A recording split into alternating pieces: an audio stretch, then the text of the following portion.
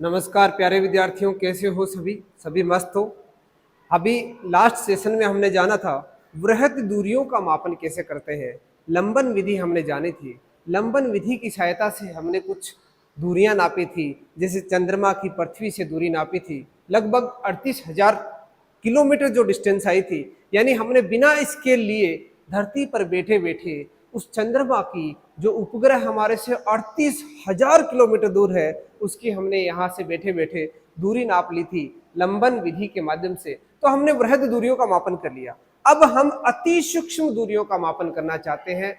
हम जो मीटर में डिस्टेंस है, सेंटीमीटर में डिस्टेंस है, वो तो बहुत आसान है, उसको तो हम स्केल के माध्यम से, मीटर स्केल के माध्यम से आसानी से मेजर कर सकते हैं। हमारे पास उसको मेजर करने के लिए हमारे पास संसाधन है। पर क्या अति सूक्ष्म दूरियां, जीवाणुओं का आकार पता करना हो तो आप कैसे पता करोगे? सबसे बड़ी बात ये होती है, आंखों से हम देख नहीं पाएंगे, आंखों से हम उसको विजुलाइज नहीं कर पाएंगे, तो उस दूरी को मापने के लिए हमारे पास मेथड क्या होगा, क्या तरीका होगा, कौन सी विधि को हमें अपनाना होगा, वो सब आज हम जानने वाले हैं। यानी आज का जो टॉपिक है वो है अति सूक्ष्म दूरियों का मापन।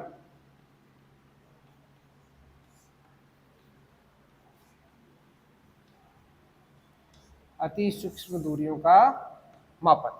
दोस्तों, अति सूक्ष्म दूरियों का मापन किस प्रकार करते हैं, तो इसके अलग अलग मेथड्स हैं। पहले आपको मैं सिंपल बताऊं। जैसे सबसे पहले आपके पास एक मीटर स्केल होता है, उसमें यहाँ 0 होता है, यहाँ पर 4 लाइन, फिर एक बड़ी लाइन होती है, फिर यहाँ से फिर 4 लाइन, फिर एक बहुत बड़ी लाइन होती है, फिर यहाँ पर 4 लाइन, फिर एक बड़ी लाइन, फिर 4 लाइन, फिर एक बड़ी लाइन। इसको हम कहते हैं 1 सेंटीमीटर, इसको कहते हैं 2 सेंटीमीटर कहते हैं। यानी लंबाई को हम यहाँ पर सेंटीमीटर 0 से शुरू करते हैं, और यहाँ पर है तो 0.4 सेंटीमीटर, यहाँ पर है तो 1 सेंटीमीटर, यहाँ पर है तो 1.5 सेंटीमीटर, यहाँ पर है तो 2 सेंटीमीटर। यानी इसके बारे में तो आप सभी जानते हो, इसको हम इस तरह से मेजर कर लेते हैं। पर क्या आपने सोचा है कि इस डिस्टेंस को, यानी ये जो अंतराल है, इस अंतराल को हम क्या कहते हैं? ये छोटा सा जो अंतराल है, यानी ये 0.1, 0.2, 0.3, 0.4, यानी हर लाइन के बीच में जो स्पेस है उसका जो वैल्यू है वो कितना है? इतनी दूरी का जो मापन है वो कितना है? 0.1 सेंटीमीटर। ये 0.1 सेंटीमीटर क्या कहलाता है? इसे हम हिंदी में कहते हैं अल्पतमांक। अल्पतमांक, अल्प अंक जो आप मेजर कर सकते हो, कम से कम वह अंक जिसे आप ज्ञात कर सकते हो। यानी हमारे पास जो मीटर स्केल होता है, हमारा जो फुट्टा होता है, 1 फीट या आधा फीट का जो स्केल होता है, उसमें जो एक कम से कम जो डिस्टेंस होती है वो कितनी होती है? 0.1 सेंटीमीटर। और वो उस मीटर स्केल का क्या होता है? अल्पतमांक होता है। कहने का मतलब है हमारा मीटर स्केल कम से कम 0.1 सेंटीमीटर मेजर कर सकता है। इससे छोटा यदि कोई जीव है, जीवाणु है, तो उसको मेजर करना है तो कैसे मेजर करोगे? तो उसके लिए हमारे पास क्या आ जाता है? पहले तो ये तो आ गया मीटर स्केल। पहला तो इंस्ट्रूमेंट क्या है हमारे पास? Metre scale. दूसरा, आपके 11th क्लास में हम प्रैक्टिकल भी करने वाले हैं, उसे कहते हैं वर्नियर कैलिपर्स। वर्नियर एक वैज्ञानिक का नाम है, और वर्नियर कैलिपर्स की सहायता से हम इससे भी छोटी दूरी माप सकते हैं। यानी ये जो 0.1 है, ये जो 0.1 है, इसको हम 10 भागों में बांटते हैं। इसको कितने भागों में बांटते हैं? 10। तो 3, 4, 5, 6, 7, 8, 9, 10। कितने हो गए? 1, 2, 3, 4, 5, 6, 7, 8, 9 और 10। यानी 11 लाइन 10 भाग, 11 लाइन होंगी और 10 भाग। यानी इस 0.1 को भी 10 हिस्सों में बांटा गया है। यानी 0.1 बटे कितना हो गया? 10। यानी इसका जो अल्पतमांक होता है 0.01 सेंटीमीटर। वर्नियर कैलिपर्स का अल्पतमांक कितना होता है? 0.01 सेंटीमीटर। इससे इतना मेजर कर सकते हैं, इससे कम इससे भी मेजर नहीं कर सकते। इससे और नीचे जाना है तो तीसरा आता है स्क्रू गेज।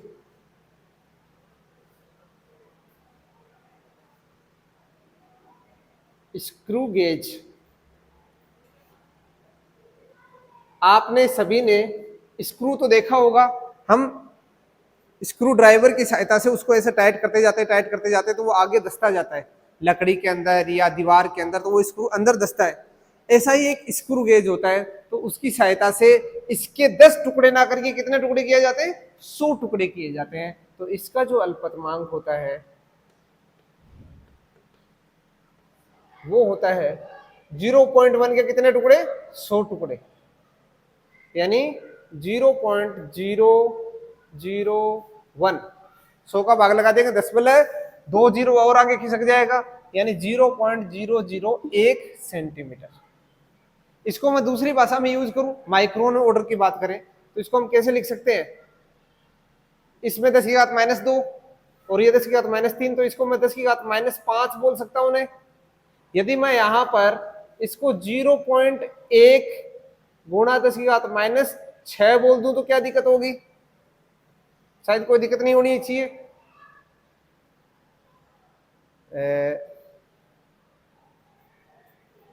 सॉरी 10 बोलकर 10 करना पड़ेगा, 0.1 नहीं, 10 गुणा 10 की घात -6, ये एक ही बात है, आधार समान घातें जुड़ गई।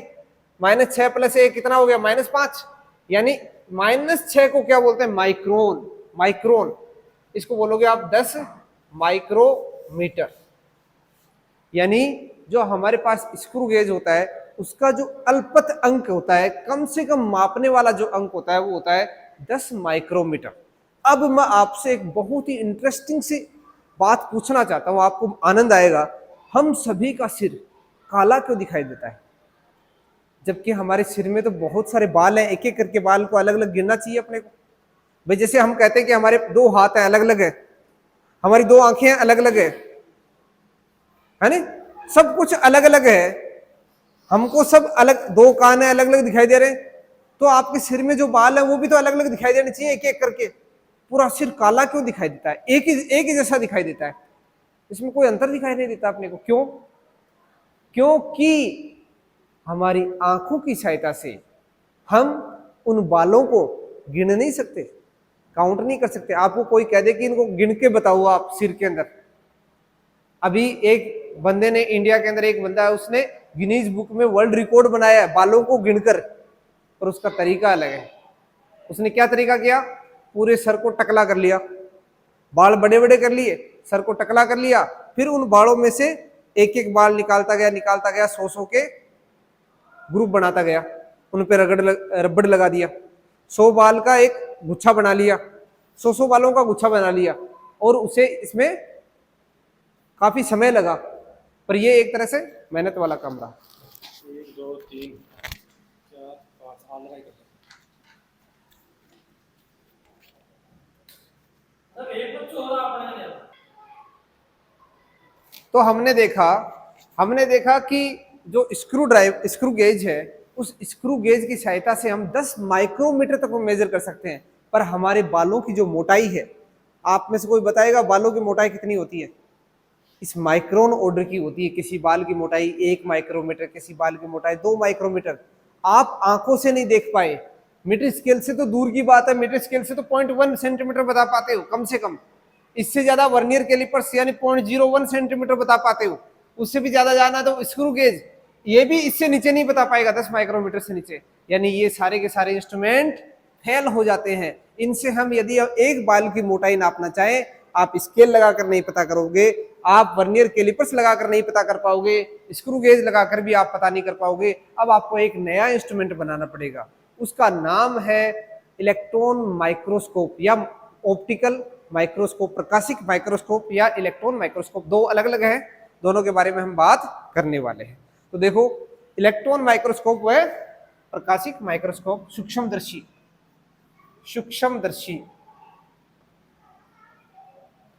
सूक्ष्मदर्शी यानी जो सूक्ष्म वस्तुओं को देखती है, छोटी छोटी वस्तुओं को देखती है। अपने बाल जो है, यदि हम सूक्ष्मदर्शी से देखना चाहें तो हमें ऐसे लगेगा जैसे ये अंगुलियां दिख रही है ना, 1 बाल, 2 बाल, 3 बाल, 4 बाल, 5 बाल, ऐसे काउंट कर सकते हो आप। किसकी सहायता से? सूक्ष्मदर्शी की सहायता से। आंखों की सहायता से आप नहीं कर सकते। आपको कोई कह दे कि आपके सामने जो पर्सन बैठा है, आपके सामने जो व्यक्ति बैठा है, आप उसके सिर पर कितने बाल हैं गिनकर बताओ, आपको 1 करोड़ रुपए मिलेगा। आप 1 करोड़ के चक्कर में पागल हो जाओगे, पर आप गिन नहीं पाओगे। क्यों? क्योंकि हम हमारी आंखों से उसको देख ही नहीं पाएंगे। तो देख ही नहीं पाएंगे तो आप कैसे गिन पाओगे? हमारी आंखों के सामने इतने छोटे छोटे डस्ट के पार्टिकल्स होते हैं जिनका आकार माइक्रोमीटर ऑर्डर का होता है, हम उनको देख नहीं पाते हैं। देख नहीं पाते हैं तो हमें आसानी होती है एक जगह से दूसरी जगह जाने में। यदि हम उनको देख पाते तो आपके सामने अंधकार रहता, हमेशा धुएं का गुबार रहता, धूल मिट्टी के कण आपके सामने हजारों लाखों अरबों खरबों की तादाद में घूम रहे हैं। यदि आप उनको देख पाते तो आप एक जगह से दूसरी जगह जाने में ऐसा फील करते जैसे आंधी आ रही है। हमारी आंखों की इतनी कैपेसिटी नहीं है उनको देखने की, इसलिए हमेशा सब कुछ साफ दिखाई देता है, पर ऐसा सब कुछ साफ नहीं होता है। धूल मिट्टी के कण होते हैं, पर उनको देखने की कैपेसिटी हमारे आंखों में नहीं है। और वो धूल मिट्टी के कण जो है वो माइक्रोमीटर कोटि के होते हैं, यानी 1 मीटर में आप 10 लाख का भाग लगा दो। 1 मीटर तार का टुकड़ा लो और उसके कितने टुकड़े करो आप? 10 लाख टुकड़े करो। 10 लाख 1 मीटर तार के टुकड़े करोगे तो कितना सा छोटा हो जाएगा ना। उतनी मोटाई किसकी होती है? अपने एक बाल की होती है। उतना आकार किसका होता है? जो हमारे आंखों के सामने क्या घूम रहे हैं? डस्ट के पार्टिकल घूम रहे हैं, इसलिए हम उनको देख नहीं पाएंगे। हम हमारे सिर में जो बाल है उनको भी गिन नहीं पाएंगे।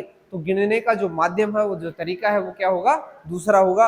यानी हम उसके लिए किसका इस्तेमाल करेंगे? सूक्ष्मदर्शी का, जो सूक्ष्म वस्तुओं को देख सकता है। इसके अंदर क्या यूज करते हैं वो तो 12th क्लास का पार्ट है। आपको तो बस इतना समझना है कि सूक्ष्मदर्शी क्या काम आता है? सूक्ष्म वस्तुओं को देखता है। कितनी सूक्ष्म वस्तुओं को देखता है तो उसके बारे में बात करते हैं। तो सूक्ष्मदर्शी 2 प्रकार का होता है। एक होता है प्रकाशिक और दूसरा होता है इलेक्ट्रॉन। इसका जो अल्पतमांक होता है प्रकाशिक वाले का, प्रकाशिक सूक्ष्मदर्शी का जो अल्पतमांक होता है वो माइक्रोमीटर कोटि का।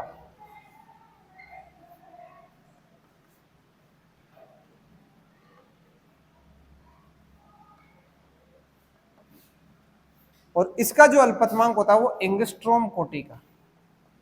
यानी आपने नाम सुना होगा नैनोमीटर, वो इसी का ही है।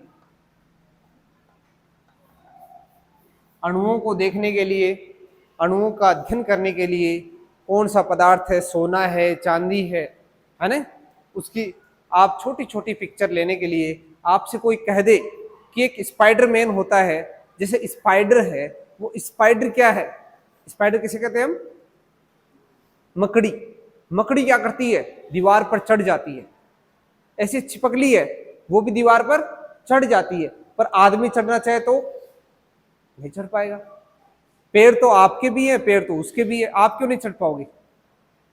क्योंकि यदि आप उसके पैरों को देखना चाहोगे, यदि उसको सूक्ष्मदर्शी की सहायता से देखोगे, तो आपको ऐसा लगेगा कि जो छिपकली है, स्पाइडर, उसके पैरों में क्या है? ऐसे ग्रिप करने के लिए, ग्रिप बनाने के लिए उसके पैर में ऐसे गद्दीदार लाइनें बनी हुई है। और जो दीवार होती है उसका, वो भी क्या खुरदरी होती है, चिकनी थोड़ी होती है। टाइल पे नहीं चढ़ पाएगी वो, टाइल पे कभी भी छिपकली नहीं चढ़ पाएगी। सीमेंटेड जो दीवार है, प्लस्तर किया हुआ जो दीवार है, उस पर चढ़ जाएगी, है ना। टाइल क्या चिकनी होती है, स्मूथ होती है, उसके अंदर खड्डे कम होते हैं। खड्डे तो उसमें भी होते हैं पर कम होते हैं, और दीवार पर वो आसानी से चढ़ जाती है, क्योंकि वहां पर क्या होता है, ये जो है ना ऐसे ऐसे गद्दी नुमा होते हैं, और वो गद्दी नुमा उस खड्डे खड्डे जो दीवार है उसके अंदर फंस जाते हैं, तो वो आसानी से जा पाते हैं। आपने देखा होगा जो ऊंट होता है, रेगिस्तान का जहाज बोला जाता है, वो बालू मिट्टी के अंदर आराम से चल पाता है। क्यों? और यदि वहां पर ही किसी कुत्ते को कह दे कि आप कुत्ता दौड़ के दिखाओ, तो वो नहीं दौड़ पाएगा, है ना। उसके सामने ये सारी समस्याएं आती हैं। हाँ कुछ क्या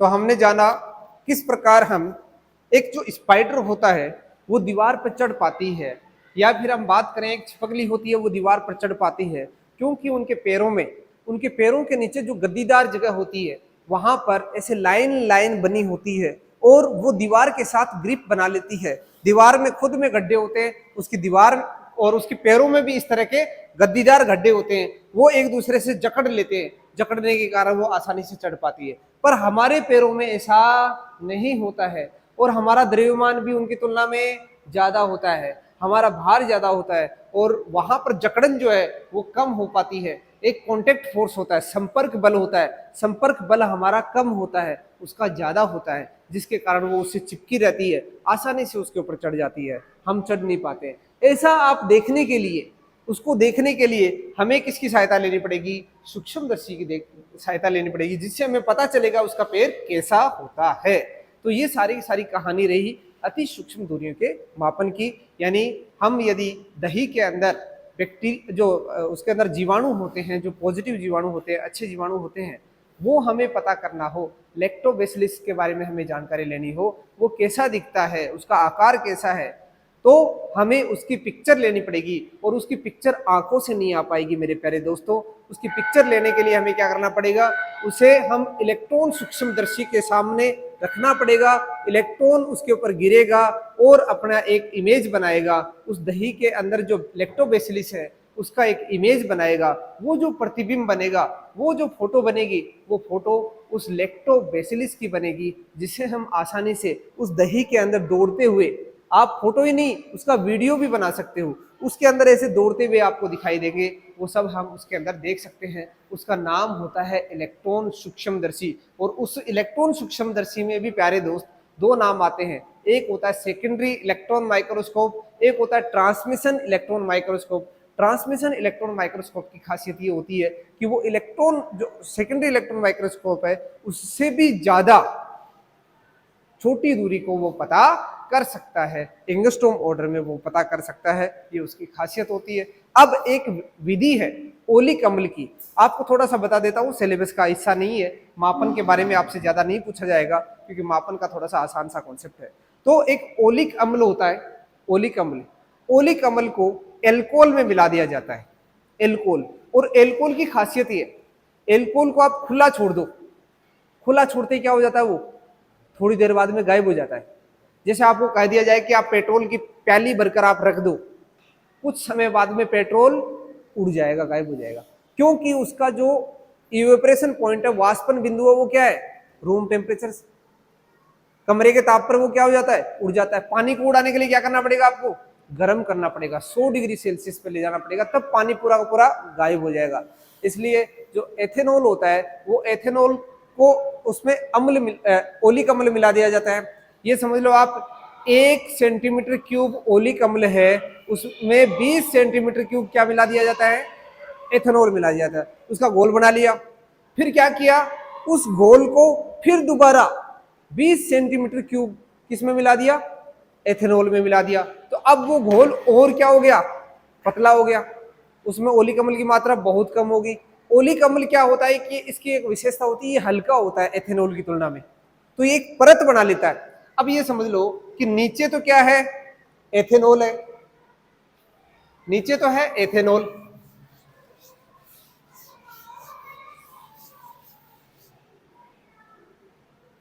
यहां मैंने क्या किया? नीचे तो ले लिया एथेनॉल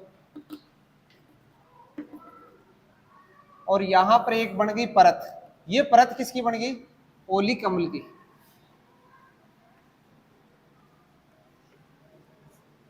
ओलिक अम्ल की क्या बन गई? परत। और ये है एथेनॉल।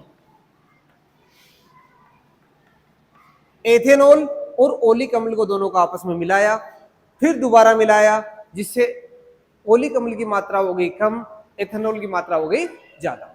अब हुआ क्या? ओलिक अम्ल की विशेषता है ये एथेनॉल से हल्का होता है, इसलिए ये इसकी ऊपर चढ़ जाए। आपने मालूम होगा, आपको कोई कह दे कि पानी के अंदर क्या मिलाओ? तेल मिलाओ, तो तेल क्या करेगा?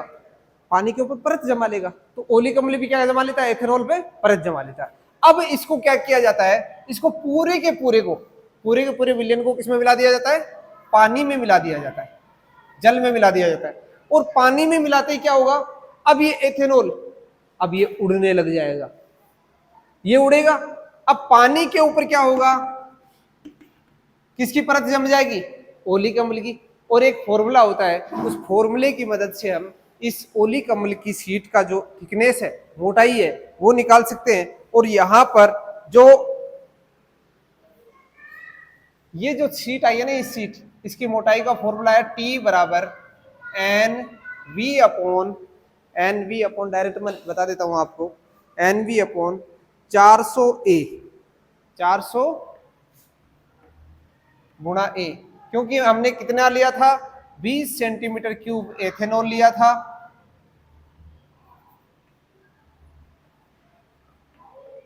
और 1 सेंटीमीटर क्यूब ओलिक अम्ल लिया था। फिर हमने दोबारा क्या किया, 20 सेंटीमीटर क्यूब एथेनॉल लिया, फिर इस घोल का 1 सेंटीमीटर क्यूब ले लिया। तो इस प्रकार ये क्या हो गया, 20 गुणा 20 सेंटीमीटर क्यूब हो गया। तो ये 1 सेंटीमीटर क्यूब बटे 400 सेंटीमीटर क्यूब हो गया। तो 400 वहां से आ गया। और एरिया किसका ले लिया, एरिया है ये, एरिया अपने आ जाएगा, ये इसका सीट का एरिया आ जाएगा, परत का जो एरिया रहा वो तो ए आ जाएगा। परत का ए क्या है यहां पर, ए परत का क्षेत्रफल, और V आयतन किसका है, ये V किसका आयतन है, V हमारे पास आयतन है बूंद का आयतन, प्रत्येक बूंद का आयतन, प्रत्येक बूंद का आयतन। और स्मॉल n क्या है, घोल की बूंदें, घोल की बूंदों की संख्या, घोल के बूंदों की संख्या आ गई स्मॉल n, आयतन आ गया बूंद का वो कैपिटल V, परत का क्षेत्रफल, परत कितना फैलेगी उसके ऊपर, वो कैपिटल A। और इन सब की मदद से ओलिक अम्ल का जो परत की मोटाई है, वो परत की मोटाई हमारे पास आ जाएगी।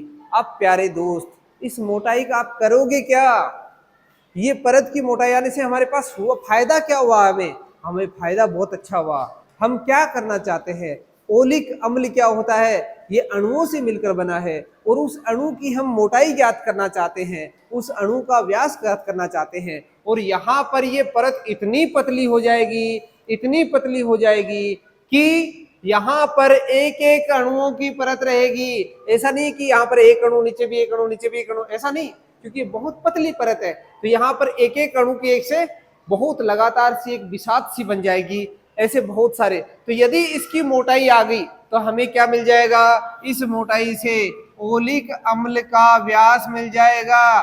किसका व्यास है, ओलिक अम्ल का व्यास। और ओलिक अम्ल का जो व्यास है वो क्या होगा मेरे प्यारे दोस्त, वो अति सूक्ष्म होगा। यानी इतने आसान तरीके से, बहुत ही आसान तरीके से अम्ल को एथेनॉल में मिलाया, अम्ल को फिर एथेनॉल में मिलाया, फिर उसको पानी में मिलाया, एथेनॉल साहब उड़ गए, पानी के ऊपर एक पतली सी परत जमा होगी। एक सिंपल से फॉर्मूले की मदद से ओलिक अम्ल अणु का व्यास निकाल लिया।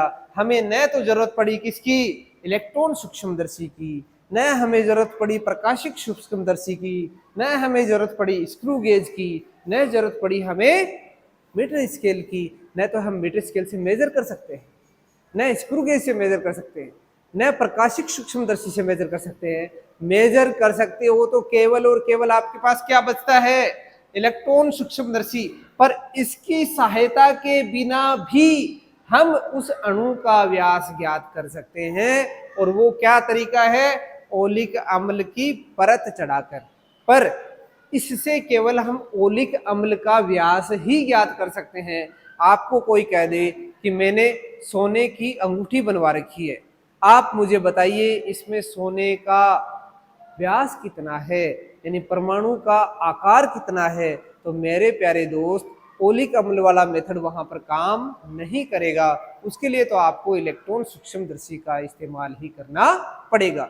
तो हमने इस टॉपिक में क्या जाना, अति सूक्ष्म दूरियों का मापन किस प्रकार करते हैं।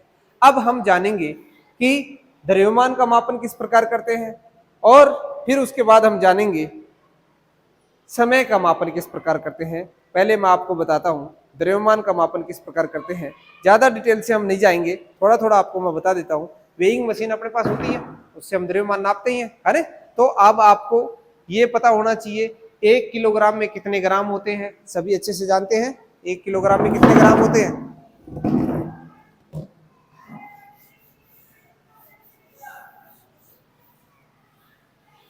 तो आप सभी ने ये लिख लिया, आपने अपनी कॉपी के अंदर ये सारा का सारा उतार लिया। चलो तो प्यारे दोस्त, अब मुझे बताओ आप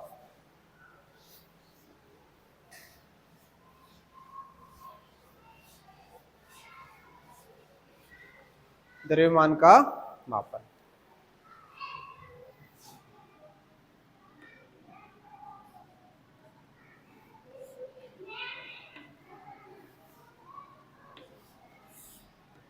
द्रव्यमान का मापन यानी 1 किलोग्राम, द्रव्यमान के मात्रक क्या है, किलोग्राम।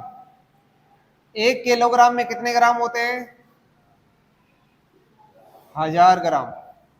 ये लिखते जाओ साथ साथ, 1 किलोग्राम में कितने ग्राम, 1000 ग्राम। 1 पाउंड में कितने ग्राम,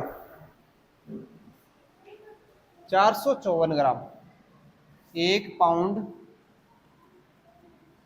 बराबर 454 ग्राम, ठीक है। 1 क्विंटल में कितने ग्राम, 1 क्विंटल, 1 क्विंटल 100 किग्रा, किलोग्राम, केजी या किग्रा, है ना। और 1 टन में कितना किलो, 1000 किलो।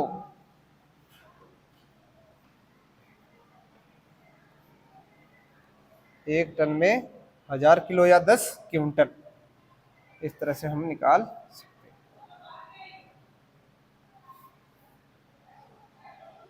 तो आपने सुना होगा, हमने 3 मात्रक पत्तियां यूज की थी, MKS, FPS, CGS। MKS में हम किलोग्राम लेते हैं और CGS में हम ग्राम लेते हैं।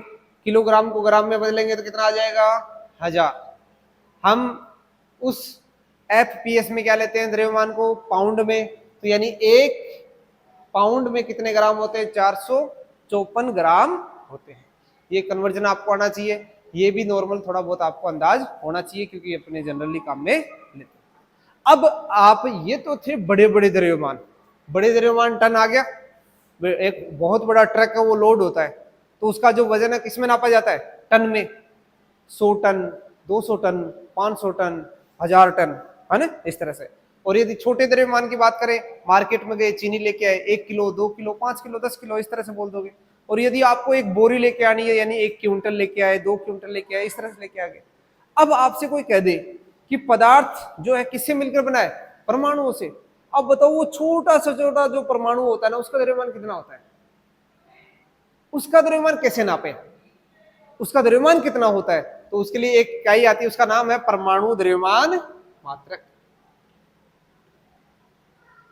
परमाणु द्रव्यमान मात्रक, इसको बोलते हैं एटॉमिक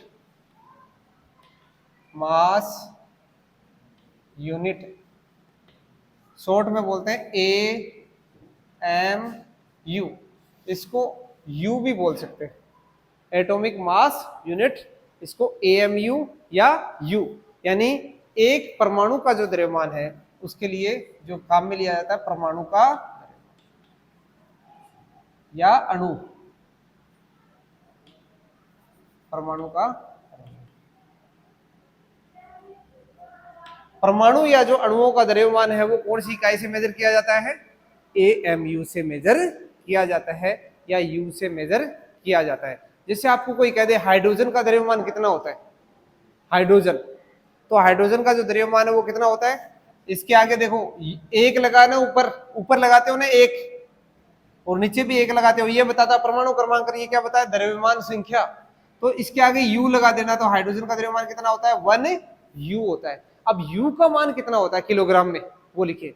तो 1U बराबर, 1 AMU बराबर कितना होता है, 1 AMU बराबर 6.27 × 10⁻⁻27। सॉरी ये होता है 1.66 कार्बन 12 के द्रव्यमान में 12 का भाग लगा दो, और 12 का भाग लगाओगे तो आपके पास आएगा 1.66 गुणा 10 की घात -27 kg। इसको याद रखना भाई, बहुत काम में आने वाला है। ये ऐसा भी लिखाएगा, 1U भी लिखा सकता है, 1 AMU भी लिखा सकता है, और इसकी जो वैल्यू होती है 1.66 गुणा 10 की घात -27 किलोग्राम। इतना हमको याद रखना है, इसकी सहायता से हम याद कर सकते हैं।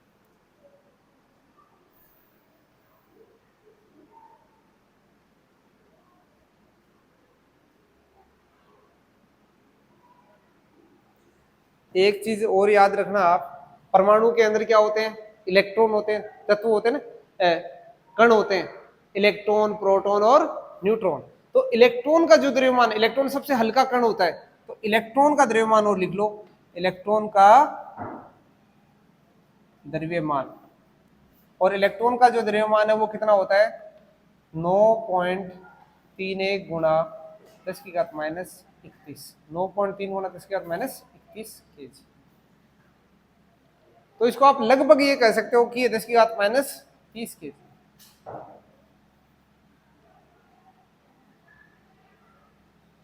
लगभग में, क्योंकि 9 को 10 मान लो तो आप क्या बन जाएगा, ये 9.1 है, सॉरी भी 9.1 गुणा 10 की घात -31 kg।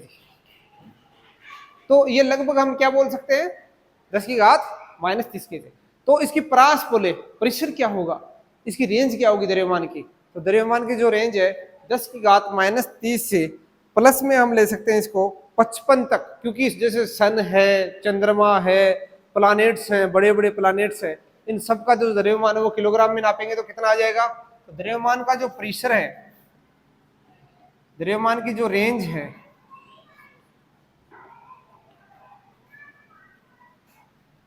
दस की घात -30 से 10 की घात प्लस का 55 kg, इतने केजी द्रव्यमान तक हम नाप सकते हैं। हमारे पास इस तरह के नापने के क्या है, तरीके हैं, मेथड्स, जिनसे हम पता भी कर सकते हैं, कैलकुलेशंस कर सकते हैं, है ना भाई। आप मेजर भी नहीं कर सकते तो कैलकुलेशन भी कर सकते हो इस तरह से। ये तो रहा द्रव्यमान का मापन। अब नेक्स्ट हम जानने वाले हैं समय का मापन।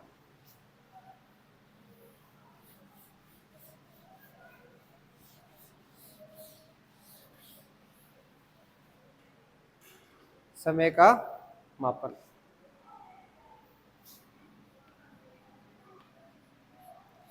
समय का मापन बताओ, नॉर्मल इकाई क्या होती है? सेकंड।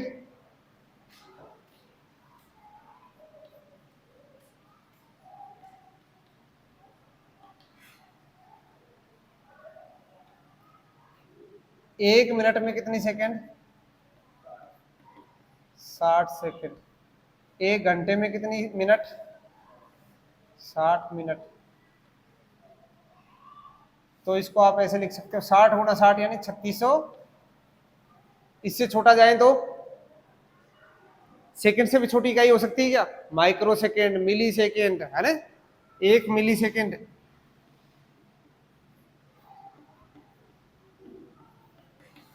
दस की घात मिली यानी 10 की घात -3, 1 micro second.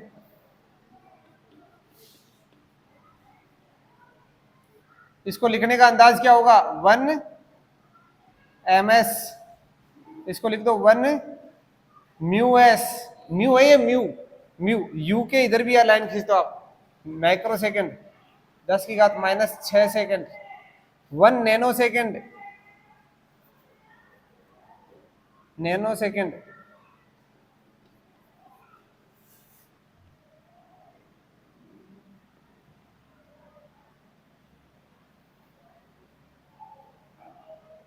One nano second, ठीक है।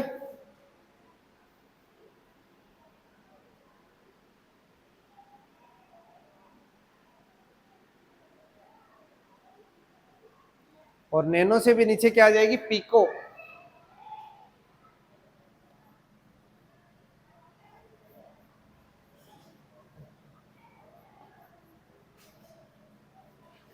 पिको सेकंड को बोलते हैं 1 PS, और इसकी वैल्यू होती है 10 की घात, इसकी होती है -9, इसकी -12 है ना, इसके बाद -12। अब बड़े इससे भी बड़ा मात्रक हो सकता है क्या? हो सकता है। बताओ, घंटे से भी बड़ा मात्रक क्या है? दिन। एक दिन। दिन से बड़ा महीना, और महीने से बड़ा वर्ष, साल।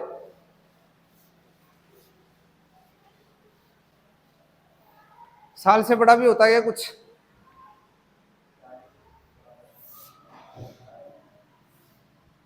एक दिन 24 घंटे। दिन से बड़ा महीना, महीने में 31 दिन या 30 दिन या 28 दिन है ना, हर महीने का अलग अलग है। एक वर्ष 365, सही, 1/4 के 365 दिन लगभग मान के चल रहे हैं अपने, है ना, क्योंकि ऐसे महीने में भी 30 दिन हो जाएंगे।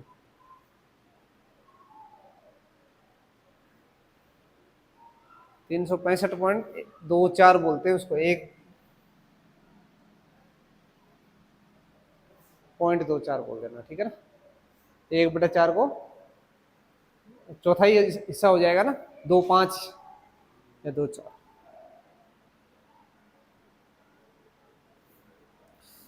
इस तरह से मोटे मोटे तौर पर आपका मापन हो गया।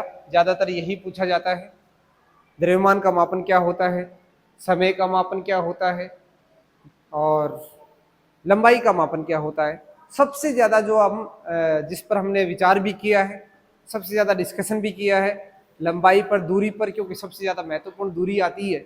दूरी को मापना सबसे ज्यादा होता है अपने, हालांकि द्रव्यमान भी नापते हैं, समय भी नापते हैं, पर वृहत दूरियां, अति सूक्ष्म दूरियां, ये सब मापन में ज्यादा आती हैं जनरली। तो उसके बारे में भी हमने डिस्कस किया, किस तरह से हम उसको माप सकते हैं, क्या क्या उनके लिए इंस्ट्रूमेंट यूज कर सकते हैं। आपके प्रैक्टिकल भी आने वाला है, जिसमें वर्नियर कैलिपर्स भी पढ़ेंगे, उसमें हम आपको स्क्रू गेज भी पढ़ाएंगे, है ना, और सूक्ष्मदर्शी, जो प्रकाशिक सूक्ष्मदर्शी है, उसके बारे में भी हम बात करेंगे। तो वो हम लेटर लेक्चर के अंदर डिस्कस कर लेंगे। अभी आपने देखा समय का मापन। समय का मापन आपने देख लिया, किस तरह से हम घड़ी के माध्यम से हम सारा का सारा दिन का भी कर लेते हैं, या फिर सेकंड भी पता कर लेते हैं, या फिर सेकंड से ज़्यादा बात करें, घंटे की बात करें, मिनट की बात करें, उन सब का हम डिस्कशन कर लेते हैं। नेक्स्ट लेक्चर में हम जानेंगे त्रुटियां क्या होती है, वास्तविक मान क्या होता है, मापित मान क्या होता है, प्रतिशत त्रुटि किस प्रकार निकालते हैं, और उससे निरपेक्ष त्रुटि किस प्रकार निकालते हैं, सापेक्ष त्रुटि किस प्रकार निकालते हैं। प्यारे दोस्तों, त्रुटि का आपके ज्यादा सिलेबस में पार्ट नहीं है, पर आपको किसी कंपटीशन एग्जाम की तैयारी करनी है तो इसके बारे में अच्छे से नॉलेज होना चाहिए। हम कोशिश करेंगे, ज्यादा डेप्थ में भी नहीं जाएंगे, ज्यादा कम भी डिस्कस नहीं करेंगे, मोटा मोटा हम डिस्कस करेंगे, जिससे आपका कंपटीशन का क्वेश्चन भी निकल जाए और आपका यहाँ पर भी आपको आगे के टॉपिक्स जो है अच्छे से समझ में आ जाए। उसके बाद हम पढ़ेंगे सार्थक अंक क्या होते हैं, उसके बाद हम पढ़ने वाले हैं इसमें किस तरह से हम राउंडिंग ऑफ करते हैं, यानी उसका पूर्णांकन कैसे करते हैं। हालांकि आपने छोटी क्लास में किया भी होगा और आप करते भी आए होंगे कि जैसे आपको कोई कह दे कि बस का किराया 18 रुपये है, आपके पॉकेट में या तो 10 रुपये है या 20 रुपये, आप उस बस के कंडक्टर को कितना रुपया दोगे? आप 20 रुपया दोगे या 10 रुपया? कंडक्टर 10 रुपया लेना पसंद नहीं करोगे, नहीं करेगा, और आप 20 रुपये देना पसंद नहीं करोगे, आप कहोगे भैया 2 का छुट्टा दो, है ना, 18 रुपये किराया। तो आप उसको कैसे मैनेज करोगे? आपकी मजबूरी है, आपको 20 रुपये देने ही पड़ेंगे, क्योंकि आपको लॉस 2 रुपये का होगा, कंडक्टर को बेचारे को 8 रुपये का लॉस होगा। यदि किराया 11 रुपये है तो आप उसे 10 रुपये देना पसंद करोगे या 20 रुपया? तो आप उसे 10 रुपया देना पसंद करोगे, क्योंकि आपको 9 रुपये का नुकसान हो जाएगा, कंडक्टर को उससे 1 रुपये से कोई खास फर्क नहीं पड़ेगा, नेक्स्ट टाइम पर आपको 1 रुपये की छूट मिल जाएगी। तो इस तरह से हम जो पूर्णांकन करते हैं जनरल लाइफ में, हमारे डेली लाइफ में इस तरह के हम उदाहरण देखते हैं, वो एक पूर्णांकन का ही उदाहरण है, बेस्ट उदाहरण है। तो हम पूर्णांकन किस प्रकार करते हैं डिजिट्स का, वो भी देखेंगे, सार्थक अंक क्या होते हैं वो भी देखेंगे, त्रुटियां क्या होती है वो भी देखेंगे। आने वाले लेक्चर्स के अंदर ये सब हम पढ़ने वाले हैं। तब तक के लिए जय हिंद, शुक्रिया।